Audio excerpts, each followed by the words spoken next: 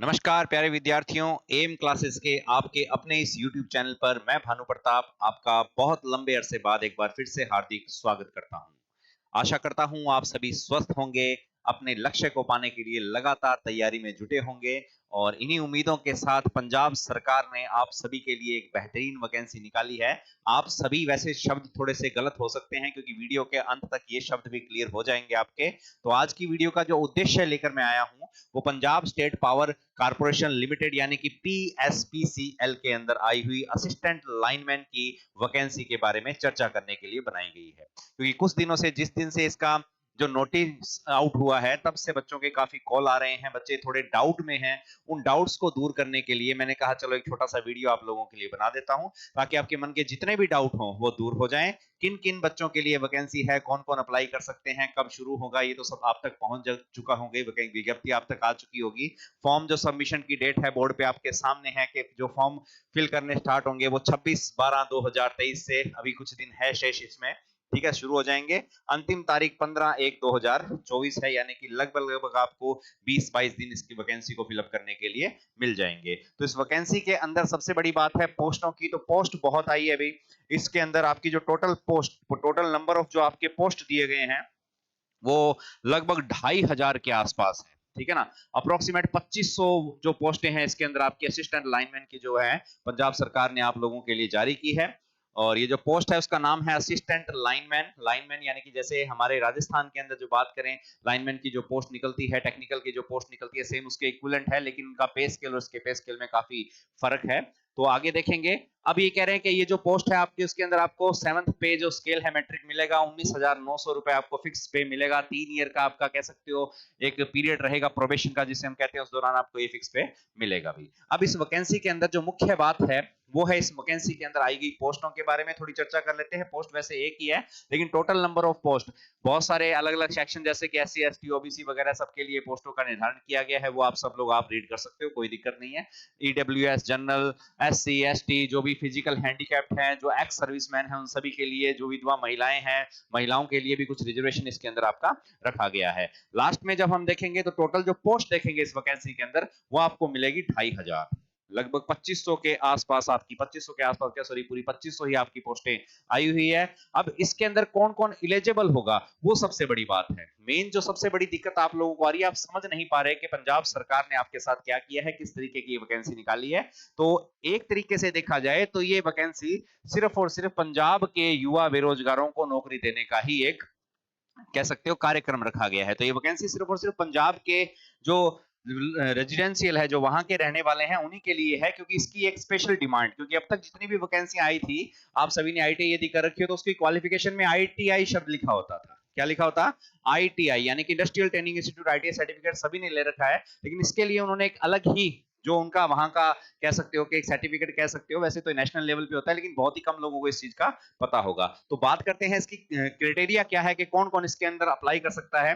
तो जब आप जाओगे इस वैकेंसी के पेज नंबर 3 के अंदर, पेज नंबर 3 के अंदर जब आओगे, मैं थोड़ा स्किप करके दिखाऊंगा क्योंकि इन्होंने बहुत लंबे चौड़े पेजेस डाले हैं, पंजाब गवर्नमेंट के कुछ ऑर्डर डाले हैं, क्योंकि वैकेंसी पंजाब की है तो स्टेट अपने हिसाब से बहुत कुछ निर्धारित करता है, क्योंकि स्टेट जो है वो चाहता है कि मेरे ही लोगों को नौकरी मिले, अदर स्टेट वाले ना आ सके, तो उन्होंने बहुत सारी बाउंडेशन आप लोगों पर लागू की है। तो सबसे बड़ी जो दिक्कत आ रही है वो है एलिजिबल क्राइटेरिया में, क्योंकि हम राजस्थान के रहने वाले हैं और राजस्थान के लोगों के मन में जो आसपास पंजाब के गंगानगर हो गया, हनुमानगढ़ हो गया, इस एरिया के विद्यार्थी जो पंजाब के टच में होते हैं, तो इनकी जो तृतीय भाषा, सामान्य जो तृतीय भाषा, थर्ड लैंग्वेज जो में चूज करवाने को दी जाती है 5th या 6th क्लास के अंदर, वो अप्रोक्सीमेट संस्कृत चुनी जाती है, लेकिन जो इस एरिया के हैं वो पंजाबी भी चुनते हैं। तो उनको एक उम्मीद होगी कि हम इस वैकेंसी में एलिजिबल होंगे, लेकिन उनकी उम्मीदों पर पंजाब सरकार ने पूरी तरह से पानी फेर दिया है। लेकिन फिर भी जो पंजाब के लोग हैं वो इसके अंदर एलिजिबल हैं, क्योंकि वो उस क्षेत्र के रहने वाले हैं। देखिए, किसी को मिलेगा किसी को नहीं मिलेगा, तो सभी के लिए सभी सरकारें कुछ ना कुछ करती है, ये उन सरकारों का काम है, ये हमारा काम नहीं है। हमारा काम है आपको चीजों के बारे में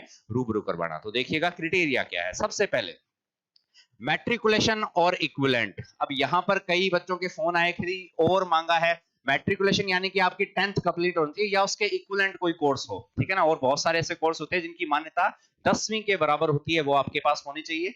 इन दोनों में से कोई है, कई समझ रहे हैं कि इसमें और इसमें से। उसके बाद में जो टेक्निकल क्वालिफिकेशन, वो सबसे बड़ी समस्या कर रहा है। राजस्थान के जो विद्यार्थी हैं जिनके पास 10वीं में पंजाबी ले रखी, उनकी उम्मीदें थी वो यहाँ पर थोड़ी टूट जाती है। उन्होंने नेशनल अप्रेंटिसशिप सर्टिफिकेट NAC की डिमांड की है। उन्होंने स्पष्ट रूप से लिखा है कि इस वैकेंसी के लिए वही क्वालिफाई होंगे जिनके पास NAC का सर्टिफिकेट होगा, और वो भी किस ट्रेड में, वो भी लाइनमैन ट्रेड में। कौन सी ट्रेड में? Lineman. NAC national apprenticeship certificate जो प्रदान की जाते हैं, बहुत सारी जो राष्ट्रीय संस्थाएं हैं वो इस संबंध में आपको नेशनल ट्रेड सर्टिफिकेट प्रदान करती है, जैसे रेलवे करती है, बहुत सारे जैसे power grid corporation of India limited है, और जैसे कुछ गवर्नमेंट है जो खुद प्रोग्राम इस प्रकार से चलाती है। अलग अलग संस्थाएं हैं, जैसे कि बिजली बोर्ड कह सकते हो आप, पावर प्लांट कह सकते हो वो, लेकिन वो अलग अलग ट्रेड भी चलाती है। इस वैकेंसी की सबसे बड़ी जो क्वालिफिकेशन की दिक्कत आ रही है राजस्थान वालों को, ठीक है, और अदर स्टेट वालों को जो पंजाब के नहीं है, वो है NAC। क्योंकि पंजाब के युवा जिन्होंने भी ITI कर रखी है, वो अपने स्टेट से कहीं ना कहीं से इस NAC सर्टिफिकेट को हासिल करते हैं, वहां वो अप्रेंटिसशिप कंप्लीट कर लेते हैं। जिनके पास ये सर्टिफिकेट होगा, सिर्फ वही इस वैकेंसी के फॉर्म को भरिएगा, वरना आपके पैसे बर्बाद जाएंगे। दिक्कतें पहले से भी चल रही है, पहले आई वैकेंसियों में भी इस तरह की कई समस्याएं हैं। ITI वालों ने क्वालिफाई किया, उनका सिलेक्शन हो गया, अभी भी वो कानूनी लड़ाई लड़ रहे हैं। तो ध्यान रखिएगा, सबसे बड़ी समस्या नहीं कह सकते, वैसे सबसे बड़ा इसके अंदर जो एलिजिबिलिटी का जो फॉर्म फिल करने के लिए आपकी क्वालिफिकेशन की बात है, वो NAC होना अनिवार्य है। बिना NAC के आप फॉर्म अप्लाई मत करो। कर दो, फॉर्म ले लेंगे, फीस जो है वो ले लेंगे, लेकिन आपके सिलेक्शन उसके अंदर नहीं हो पाएगा। दूसरी बात, इन्होंने डिग्री डिप्लोमा वालों के लिए भी कहा है कि यदि आपके पास डिग्री है, डिप्लोमा है, चाहे किसी भी ट्रेड में हो, इलेक्ट्रिकल इंजीनियरिंग वैसे इसके अंदर कंसीडर की गई है सिर्फ, और इसके अंदर भी minimum qualification national apprentice certificate lineman trade के अंदर इनके पास भी होना क्या है, जरूरी है। तो पंजाब सरकार ने इस वैकेंसी के अंदर बहुत ही सोच समझकर सिर्फ और सिर्फ उन विद्यार्थियों के लिए फॉर्म निकाले हैं जो NAC सर्टिफिकेट होल्डर हैं, ताकि वो व्यक्ति जिन्होंने NAC का सर्टिफिकेट अपने पास रख रखा है 1 साल 2 साल या जो भी उसका टाइम पीरियड होता है, उतनी मेहनत करने के बाद भी उनको जॉब नहीं मिल रही, तो हो सकता है सरकार ने उनके प्रति कुछ सोचा होगा और इस वैकेंसी को जारी किया होगा। तो सभी निराश ना हो, कईयों के मन में खुशी, 2500 लोग लगेंगे नौकरी, 2500 घर बसेंगे, ठीक है ना, और आजीविका के उनके पास परमानेंट साधन होंगे, तो उनके लिए ये वैकेंसी है। उसके बाद में लिखा हुआ है, नोट स्पष्ट लिखा हुआ है कि candidate must have passed national apprenticeship certificate. National apprenticeship certificate mostly, देखो डार्क किया हुआ ये पूरा का पूरा कॉलम, इस पे यदि आप ध्यान नहीं दोगे तो ध्यान रखना सबसे बड़ी गड़बड़ कर दोगे। ITI सभी ने कर रखी है, कईयों के पास लाइनमैन में होगा, कई इलेक्ट्रिशियन वाले भी होंगे, वो भी अप्लाई करने की कोशिश करेंगे। मत कीजिएगा, आपके पैसे ही बर्बाद जाएंगे, एग्जाम हो जाएगा, सब कुछ हो जाएगा, लेकिन सिलेक्शन प्रोसेस के अंदर जब डॉक्यूमेंट वेरिफिकेशन में आपको बुलाया जाएगा तो NAC नहीं होगा, उस समय सबसे बड़ा अफसोस होगा। तैयारी जो की गई है सारी की सारी आपकी व्यर्थ जा सकती है। अब देखते हैं आगे, इसमें लिखा हुआ है कि must have passed national apprenticeship certificate in lineman trade up to last date of submission registration on online application. जब भी आप ये जब फॉर्म फिल करोगे तो वो नेशनल NAC का सर्टिफिकेट लाइनमैन ट्रेड का आपके पास लास्ट डेट अर्थात 15 जनवरी 2024 तक आपके पास होना चाहिए, उसके बाद का नहीं चलेगा। क्यों? हो सकता है वैकेंसी लटक जाए, ठीक है ना। ये वैकेंसी जारी हुई है 2023 के अंदर, 2024 के अंदर हो सके इसका प्रोसेस ना हो सके किन्हीं कारणों की वजह से, तो ये जो लास्ट सबमिशन डेट फॉर्म की है उस तारीख तक, क्योंकि अब कई भागेंगे, अब कईयों के फोन आ रहे हैं, जी ये कहां से होता है, ये फर्जी बन जाता है क्या? तो जी नहीं बनता, नेशनल लेवल का ये सर्टिफिकेट है, एग्जामिनेशन होता है इसके अंदर, आपको 1 साल या 2 साल तक लगातार जाना पड़ता है, ठीक है ना, अपनी हाजिरी देनी पड़ती है, अटेंडेंस लगती है, सारा का सारा फॉर्मेशन वैसा ही है जैसे आपने ITI किए थे, वैसे आपका एग्जामिनेशन होता है, तब जाके मिलता है। तो इसमें कोई फर्जी आपको सर्टिफिकेट नहीं मिलेगा, ध्यान रखना, कोशिश मत कर लेना, किसी की बातों में भी मत आ जाना कि मैं बनवा दूंगा, ये वो सब झूठ होगा, ठीक है ना। जिनके पास है सिर्फ वही एलिजिबल है और कोई इसके अंदर एलिजिबल नहीं है। ये सबसे बड़ी समस्या कह सकते हो उन विद्यार्थियों के लिए जिन्होंने सिर्फ और सिर्फ क्या कर रखी है, अभी ITI कर रखी है। तो ITI इलेक्ट्रिशियन, लाइनमैन या जो भी ट्रेड वाले हैं वो इसके अंदर एलिजिबल नहीं है, NAC वाले ही हैं। तो मेरे ख्याल से सभी के डाउट क्लियर हो गए होंगे। यदि फिर भी कोई समस्या रहती है तो आप कमेंट करके बता सकते हैं, हमारे ऑफिशियल नंबर पर आप कॉल करके पूछ सकते हैं, हम हर संभव आपकी सहायता करेंगे। लेकिन ध्यान रखिएगा, NAC है तो ये वैकेंसी आपके लिए है, अन्यथा नहीं। उसके बाद में नेक्स्ट जो इसके अंदर बात की गई है वो है नॉलेज ऑफ पंजाबी की। अब जिसके पास पंजाबी है वो सभी खुश हुए होंगे, राजस्थान वाले खासकर खुश होते हैं, क्योंकि अभी हाल फिलहाल जो पिछली वैकेंसी आई थी उसमें हमारे यहाँ से खुद मेरे सेंटर से कम 40 से ऊपर विद्यार्थियों का चयन हुआ है। और इतने सारे विद्यार्थी जब राजस्थान से जाके पंजाब अदर स्टेट के अंदर गए तो वहां के लोगों में जो वहां काम कर रहे थे उनके मन में भी एक भावना आती है कि बाहर वाले आके लग रहे हैं और हम नहीं लग रहे हैं, हमारे सर्टिफिकेट बेकार। उन्होंने अपनी बातें सरकार के सामने रखी तो सरकारों ने भी कुछ सोचा समझा और उनके लिए ये कुछ किया है। उसके बाद में जो बात की जाए कि नॉलेज ऑफ पंजाबी, क्योंकि वहां की जो राज्य भाषा पंजाबी है, उसके सारे ऑफिशियल डॉक्यूमेंट्स या कागजी कार्रवाई जिसे हम कहते हैं, वो सब पंजाबी में होते हैं। हमारे राजस्थान में राजस्थानी में होते हैं। ठीक है, जिन जिनको 8वीं अनुसूची में भाषाओं को मान्यता मिली है, वो सब अपने अपने हिसाब से राज्य जो है वो कार्य कर सकते हैं। तो कैंडिडेट को कम से कम पास करनी पड़ेगा पंजाबी का पेपर, ठीक है ना।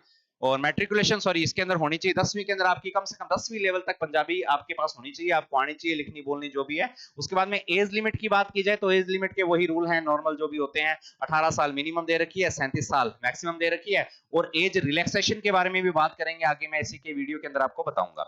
उसके बाद में रिलैक्सेशन और एज अपर लिमिट की बात करें तो बहुत सारे जो कैंडिडेट हैं जो एससी या बैकवर्ड क्लास से आते हैं उनके लिए 5 साल की है, एक्स सर्विसमैन के लिए भी दी हुई है। तो सभी जो जो क्राइटेरिया है उसके अंदर, फिजिकल हैंडीकैप्ड के लिए 10 साल की दी है, तो सभी नॉर्म्स उसके अंदर वो अप्लाई हैं। सबसे महत्वपूर्ण, मैं फिर दोहरा रहा हूं, एनएससी वाले ही अप्लाई होंगे। इस वीडियो का सबसे बड़ा मुद्दा यही था, यही आपको बताना था। चलते हैं आगे की स्लाइड के अंदर।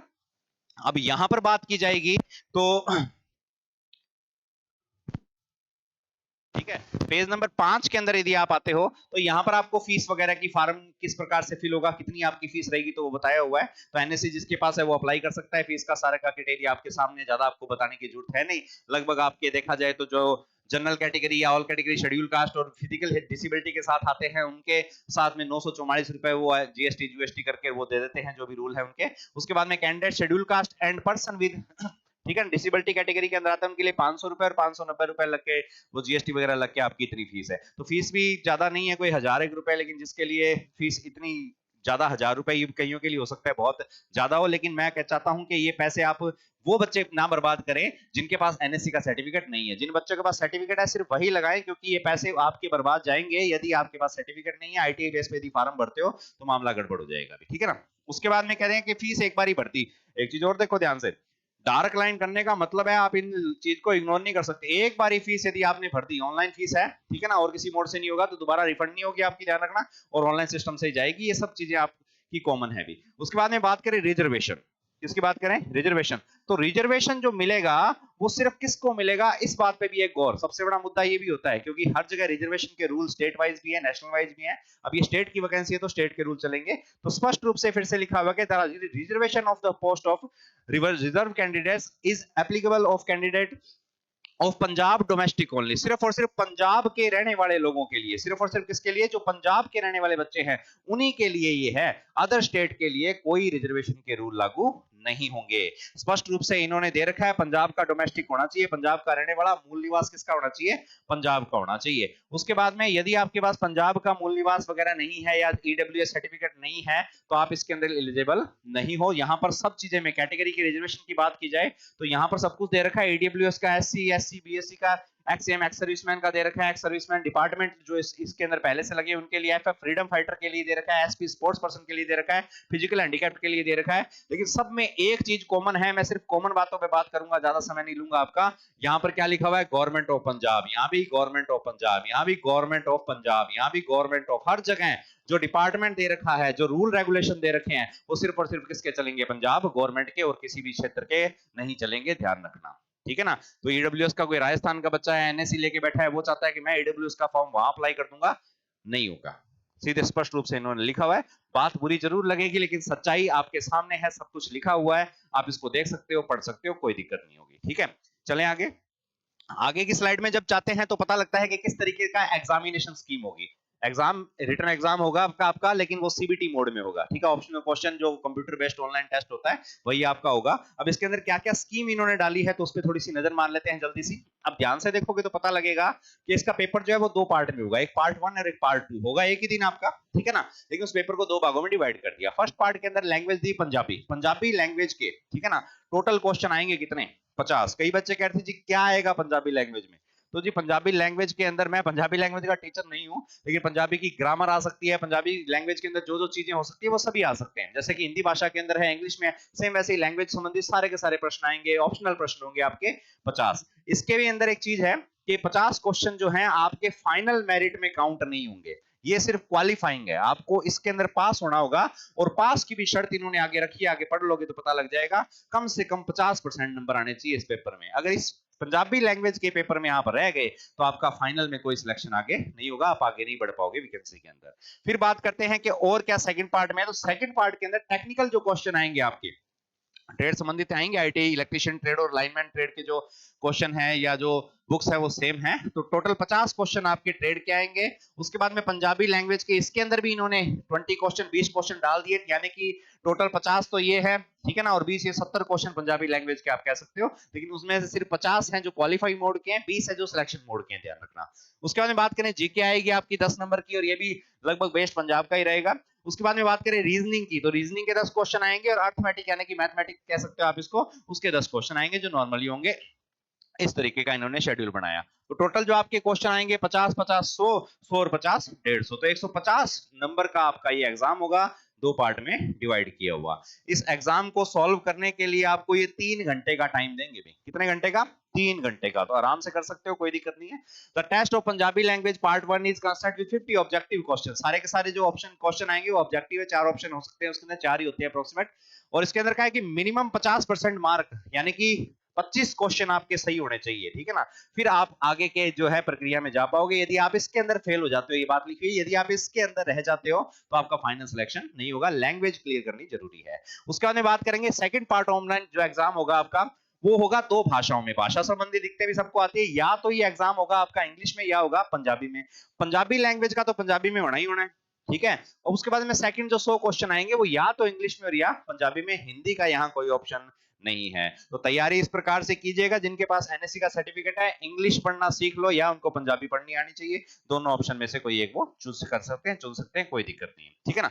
उसके बाद में चलते हैं नेक्स्ट अगले पेज पर, मेन बातें अपने कर लेंगे जल्दी जल्दी। उसके बाद में एक और महत्वपूर्ण है कि जितने भी पेपर में होंगे, क्वेश्चन होंगे, उनमें कोई नेगेटिव मार्किंग नहीं होगी, कोई नेगेटिव मार्किंग नहीं होगी। ये लिखा हुआ है कि 1 नंबर का एक क्वेश्चन होगा, यानी कि 150 नंबर का आपका पेपर है, लेकिन नेगेटिव नहीं है, तो आप सारे के सारे कर सकते हो, कोई दिक्कत नहीं है, ठीक है ना। तुक्के लगाओ, किस्मत अच्छी हो तो एक आधा चल जाएगा। उसके बाद में कह रहे हैं कि टेंटेटिव सिलेबस ऑफ, हाँ sorry, the exam will be 3 hours, यानी कि 180 मिनट या 3 घंटे का आपका एग्जाम, ये मैंने आपको पहले बता दिया। तो 150 क्वेश्चन को करने के लिए 3 घंटे बहुत होते हैं अभी। 180 मिनट यानी कि 1 मिनट से भी ज्यादा टाइम आपको एक क्वेश्चन के लिए मिल रहा है। उसके बाद में बात करेंगे the tentative syllabus of online written examination will be upload on website in due courses. ये आपका अपलोड होगा वेबसाइट के ऊपर, और इस पे भी मैं एक अलग से वीडियो बना दूंगा कि क्या क्या आपका सिलेबस रहेगा इसके अंदर, उसकी एक अलग वीडियो हम तैयार कर देंगे, उससे आप देख सकते हो। तो आपको मिल जाएगा शेड्यूल, खुद भी डाउनलोड कर सकते हो, कोई दिक्कत नहीं है। क्वालिफाइंग मार्क की बात की जाए पार्ट सेकंड के अंदर, तो यहां पर जनरल कैटेगरी के लिए 25% उन्होंने मार्क्स रखे हैं, यानी कि 100 में से 25 क्वेश्चन आपके यदि सही नहीं होते किसी के भी, तो ये पेपर दोबारा हो सकता है, ये वैकेंसी दोबारा रिपीट हो सकती है। अगर किसी के भी नहीं हुए, अगर मान लो 1000 फार्म भरेंगे, एक भी 25 नंबर नहीं लेके आ पाए, तो गड़बड़ होती है। 25% मिनिमम इसके अंदर आने चाहिए, उससे ऊपर आएंगे तो वो मेरिट आपकी तैयार हो जाएगी। जो रिजर्व कैटेगरी है, SC ST है, सर्विसमैन है, या जो फिजिकल हैंडीकैप्ट है, स्पोर्ट्स पर्सन है, उनके लिए 20%, यानी कि 100 में से 20 नंबर सेकंड के अंदर। फर्स्ट में 50 नंबर लाने जरूरी है सभी के लिए, उसके लिए अंदर कोई रिजर्वेशन नहीं है, इस बात का ध्यान रखना। उसके बाद में बात करें रिजर्व कैटेगरी के नाम वगैरह दे रखे हैं कि इसके अंदर यही रिजर्व कैटेगरी होगी, ठीक है ना। और यहां पर दे रखा है if 2 and more candidates secure same marks there the relative merit shall be determined by the age। ये तो सभी जगह रूल सेम ही है कि अगर आपके दो जनों के नंबर सेम आ रहे हैं तो जो उनमें उम्र में से बड़ा होगा पहले उसको प्रायोरिटी दी जाएगी, क्योंकि वो एक्सपायरी डेट के निकट जा रहा है अभी, पहले उसको लगने का मौका दो। उसके बाद में कहते हैं नॉर्मलाइजेशन, इसके अंदर नॉर्मलाइजेशन का फॉर्मूला भी अप्लाई होगा, ठीक है ना। अब ये नॉर्मलाइजेशन के फॉर्मूले किस तरीके से अप्लाई होते हैं इसके अंदर वीडियो बना भी चुके हैं, लेकिन कोई ज्यादा मतलब वाली बात नहीं है, बस आप तो अपनी पढ़ाई पे ध्यान दीजिएगा, मैक्सिमम नंबर लाने की कोशिश कीजिएगा। नॉर्मलाइजेशन इसके अंदर होगा। आगे चलें और बात करें, तो जो ऑनलाइन टेस्ट है उसकी बात की जाए, ठीक है ना, ऑनलाइन टेस्ट की बात की जाए, तो ऑनलाइन टेस्ट जो है आपका कंप्यूटर बेस्ड टेस्ट होगा। और ये कब होगा इसकी इन्होंने कोई टेंटेटिव तारीख अभी दी नहीं है, तो मान के चलते हैं कि जनवरी के अंदर ये है, तो कम से कम 2 महीने का टाइम आपको हो सकता है मिल जाए। मार्च के अंदर हो सकता है, फरवरी लास्ट के अंदर आपका ये एग्जाम हो सकता है। और जब भी आपका एग्जाम होगा उससे 7 दिन के अंदर, ठीक है ना, अपलोड करेंगे। 7 दिन पहले आपके जो कॉल लेटर है, कॉल लेटर क्या सॉरी जो एग्जामिनेशन हॉल टिकट जिसे हम कहते हैं, वो आपका 7 दिन के अंदर पहले डाउनलोड हो जाएगा। और उसके बाद में आपका फाइनल एडमिट कार्ड भी जारी हो जाएगा, जो भी है इसके अंदर आप सारा पढ़ सकते हो, दे सकते हैं। और ये जो आपका जो एग्जाम होगा ये कंप्यूटर बेस्ड सीबीटी होगा, और 2 पार्ट में, ये तो मैंने पहले ही बता दिया। उसके बाद में अंतिम जो बात है वो यही है कि जितने भी विद्यार्थी हैं उनको थोड़ा सा दुख हुआ होगा इस लाइनमैन की पोस्ट के लिए, क्योंकि जो पंजाब के आसपास के क्षेत्र के हैं, पंजाब के साथ में हरियाणा है, राजस्थान है, जिन्होंने आईटीआई इलेक्ट्रीशियन में कर रखी है, उनको थोड़ा अफसोस, क्योंकि बहुत सारे लोग, मैंने पहले बताया, पिछली वैकेंसी के अंदर राजस्थान के काफी बच्चे वहां लगे हैं। अभी भी जो आपकी चंडीगढ़ लाइनमैन के अंदर पोस्ट आई थी, तो उसके अंदर भी अप्रोक्सीमेट बच्चे जो राजस्थान के 25-30, क्योंकि मेरे भी 1-2 विद्यार्थियों का वहां चयन हुआ है, तो उन्होंने बताया कि लगभग 25 या 30 विद्यार्थी, 52-53 पोस्टें थी, उसके अंदर से 25 या 30 विद्यार्थी राजस्थान के लग रहे हैं। तो यहाँ पर पंजाब के लोगों को या उनके जो बच्चे हैं उनके माँ बाप है, गार्जियंस हैं, उन सबको डिमोटिवेशन मिला कि ये तो बाहर के लोग आ रहे हैं, बाहर के नहीं है भैया, हम भारत के ही है। ठीक है ना। हम बात करते हैं राष्ट्रीयता की, तो हमारा देश क्या है, एक है, नेताओं ने अपने फायदों के लिए देश को कई भागों में डिवाइड कर दिया और अपने अपने हिसाब से सबने रूल बना दिया। मेरे हिसाब से तो एक देश एक नियम एक कानून होना चाहिए। ठीक है ना। हर जगह वैकेंसी जो है वो सेम आनी चाहिए, सभी के क्राइटेरिया सेम होने चाहिए। कोई SC ST की जो कानून बना दिए गए हैं वो सब जगह सेम चलने चाहिए, रिजर्वेशन सब जगह इक्वलेंट होना चाहिए। लेकिन पता नहीं फिर भी ये क्यों करते हैं। हमारे राजस्थान में ऐसा कुछ नहीं है। ठीक है ना। अब राजस्थान में ऐसा नहीं है तो यहाँ के विद्यार्थी कहते हैं कि वैसा उनके जैसा कर लेते हैं तो ज्यादा बढ़िया रहेगा। तो ये तो सोच है, देखो सभी की सोच अलग अलग है, मैच नहीं किसी की होती है किसी की नहीं होती। तो लेकिन आप अपनी मेहनत जारी रखिए। जरूरी नहीं है कि ये जो वैकेंसी आई है आप लोगों के लिए नहीं है, IT वालों के लिए नहीं है, IT इलेक्ट्रीशियन ट्रेड या लाइनमैन ट्रेड के लिए है, NSC वालों के लिए है। बाकी निराश मत होइएगा, वैकेंसियां आएगी, आती रही हैं, एक एक दो दो चार चार पोस्टें जो भी आए, जिस भी डिपार्टमेंट में आए, फॉर्म जरूर फिल कीजिएगा। कुछ हैं डिपार्टमेंट जिनके अंदर वैकेंसी केवल 1 या 2 आती है, चुनिंदा बच्चे उनके अंदर लगने हैं। लेकिन आप लोग विश्वास नहीं करोगे कि मेरे यहाँ से खुद एम क्लासेस सूरतगढ़ से एक एक पोस्टों पर बच्चों ने कब्जा हासिल किया है। बस बेहतरीन तैयारी, सही गाइडेंस और अपना लक्ष्य जो है वो निश्चित, हार नहीं माननी, लगातार लगे रहो बस। ठीक है ना। कोई भी वैकेंसी आए, 1 2 5 पोस्ट, फॉर्म जरूर अप्लाई कर दो। कईयों के पास फाइनेंशियल कंडीशन सही नहीं होती है, कई जो फॉर्म आते हैं उनकी फीस बहुत ज्यादा है। अभी जैसे एम्स था उसकी 3,000 रुपए फीस, लेकिन पोस्ट कितनी, 1 या 2 पोस्ट है। तो उनके अंदर भी आप कोशिश कीजिएगा अप्लाई करने की। हाँ, आपको विश्वास हो कि हाँ मैं इसको ब्रेक कर दूंगा। गाइडेंस आपको चाहिए, हर जगह मिल रही है गाइडेंस, हम भी प्रदान करें। दुनिया में बहुत लोग हैं जो आपको इस तरह की गाइडेंस प्रदान कर देंगे। तो जरूर अपने लक्ष्य पर फोकस रखते हुए इस चीज को ध्यान रखिएगा। तो इस वीडियो का जो उद्देश्य था मेरे ख्याल से सभी बच्चों के लिए पूर्ण हो गया होगा।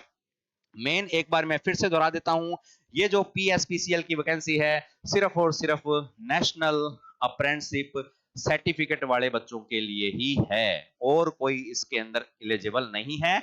और NSC का सर्टिफिकेट भी लाइनमैन ट्रेड के अंदर होना चाहिए। मेन बात है, ये फर्जी नहीं बनता, इसको हासिल करना पड़ता है, टाइम देना पड़ता है। तो मत परेशान होइएगा, अगर आपके पास नहीं है तो इग्नोर करो, और बहुत वैकेंसी आएंगी, छोटी मोटी वैकेंसी आती रहती है, बड़ी का हम भी इंतजार कर रहे हैं, आप लोग भी इंतजार कर रहे हो, तो इंतजार का फल मीठा है, जरूर आएगी ये भी। ठीक है ना। इसी वैकेंसी के अंदर जो सिलेबस शेड्यूल जो उन्होंने दे रखा है वो डाउनलोड करके उसके ऊपर मैं एक अलग से वीडियो तैयार कर दूंगा और उसके अंदर भी आपको जानकारी प्रदान करूंगा। तो जिस क्षेत्र अर्थात पंजाब के लिए वैकेंसी आई है तो वहां के युवा इस वैकेंसी की पूरी तैयारी कीजिए। हमारे एम क्लासेस में से आपको जो भी सहायता चाहिए हम आपको प्रदान करेंगे। इस बेस में हमने आपके लिए ऑनलाइन कोर्स भी बना रखे हैं, यदि आप चाहते हो तो वहां से हमारे कोर्स ले सकते हो। लेकिन दिक्कत क्या आती है कि वहां के लोगों को कोर्स चाहिए पंजाबी लैंग्वेज में, हमारे कोर्स होते हैं हिंदी के अंदर, तो थोड़ा सा लैंग्वेज संबंधी दिक्कत आ सकती है। लेकिन बेहतरीन मटेरियल हमारी ऑनलाइन क्लासेस में उपलब्ध है। आप M classes by Bhanu Pratap के एप्लीकेशन को गूगल प्ले स्टोर से डाउनलोड कर सकते हो। वहां हमारे बहुत सारे जो आपके कोर्स रिलेटेड प्रोग्राम्स हैं उनको आप खरीद सकते हो, परचेज कर सकते हो, बहुत ही कम कीमत में आपको मिलेंगे। लंबे समय तक आप उनसे जुड़कर पढ़ सकते हो, हमसे डायरेक्ट वार्तालाप कर सकते हो। तो ये वीडियो का उद्देश्य मेरे ख्याल से पूर्ण हो गया है। मिलेंगे एक अगली वीडियो के अंदर और बेहतरीन टॉपिकों के साथ। तब तक के लिए मैं अलविदा लेता हूं। नमस्कार, जय हिंद, जय भारत।